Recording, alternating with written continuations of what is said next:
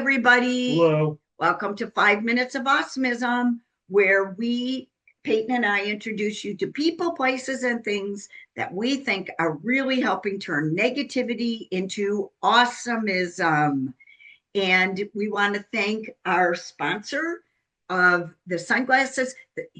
The Oho sunglasses is our major sponsor. We love being sponsored by them. They're a great company. It's the ohos.com. And if you use the term awesomism, you get 20% off the entire site. Okay. And also thank you, Brandon Hadi, for letting us use your music. So today we have someone who is really, really amazing. I'm going to let him tell you about himself, but he is an autistic adult. We met at the ICAN conference in Orlando that Peyton and I helped co-host. And he is in South Africa. So he is well known in various parts of the world. He's very active. And he's just an all-around amazing person. And his whole family is. I got to meet his family. They're all wonderful people. I absolutely love his mom. So his name is he's a doctor, Dr. Emile Gouws. And if you're not Dutch, you're going to say Gouws. But if you're Dutch like me, you say house, because you know that we don't call it goeditjes, we call it the houditjes. So I just would love to let you tell us all about yourself, because to me, I could never do justice with everything that you do. So please tell us about yourself, Emile. Thank you very much. It's an honor for me to be on your podcast. My name is Dr. Emile Gouws. I'm an autistic adult, an academic, postdoctoral fellow at the University of South Africa, and I'm an international disability self-advocate. To explain briefly, I was diagnosed with autism at the age of 3.5 years, and I was non-speaking until the age of 15. And today I hold a PhD and work across research, policy, advocacy, particularly in the global south. I'm married to a beautiful lexic autistic lady named Sammy, and our mother, Miss Kimix, is our carer. And together we own a Facebook page called the Special Need Cafe, KNEAD, on Facebook, where we advocate for neurodiversity and provide society hope. Another thing that I want to mention is that I'm involved on Commonwealth level, but also I've got a lot of initiatives that I'm involved with. I've got the podcast that I started named Change Maker, Minds That Change the World, Neurodiversity, where I interview neurodiverse individuals.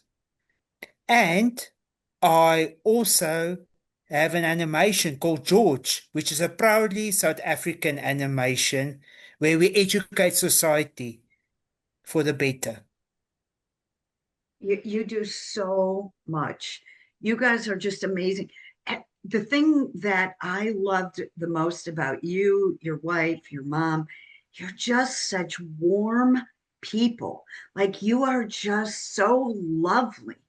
Like, I had just met you and I felt like I had known you for years.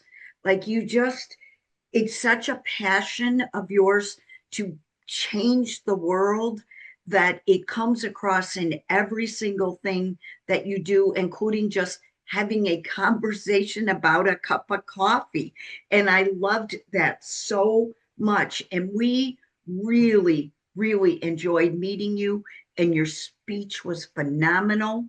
And I just really want to encourage others that are listening to the podcast to go and find him and what he's doing and support him, because what he does will really make you smile. What did you find? What is the one thing that you found to be very different about the way us Americans approached autism at the conference versus what you see in South Africa? What did you find to be a big difference?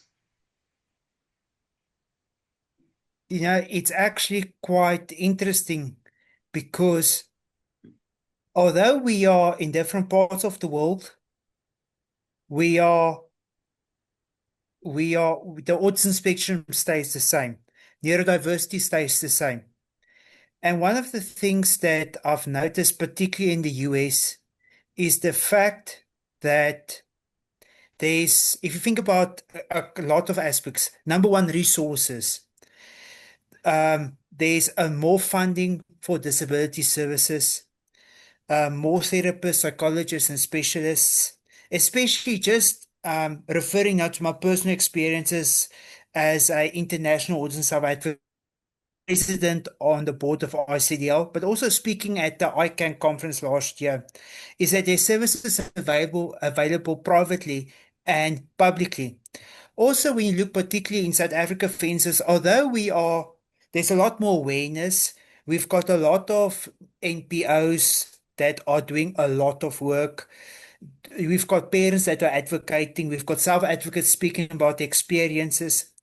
And although we are um, trying to make society more accessible, there's still a very big gap in terms of from awareness to action. There's very limited public resources. There's usually a long waiting list, sometimes years for schools. Um, Also, think about South Africa. We've got a lot of rural areas as well, and some of the parents, referring to the continent of Africa, there's services that are mostly in cities and not in the rural areas as well, and therefore parents need to travel. And when you particularly look at a first world country, a second aspect which is very important is the diagnosis and support. For instance, in the US, the early diagnosis is more common. The individual education plans, the IEPs are on standard. And also there's ongoing school-based support, where in South Africa, especially when you look particularly at the socioeconomic circumstances, many children are diagnosed late or not at all.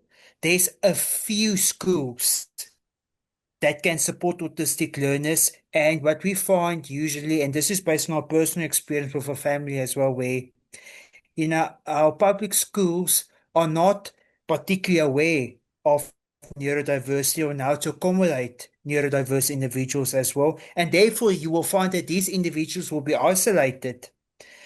And then you will also find, like what we do on our Facebook page, what we do on a daily living, and especially when you look at different um, parents, their families often have to fight for basic accommodations.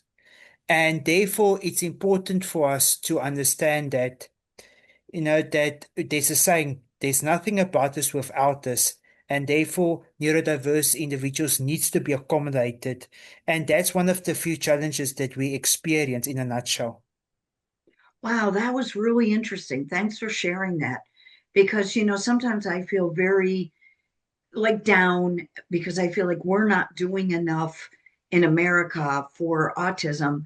But to hear that to see it from your perspective from a different country, I really appreciate that. I really appreciate your answer on that.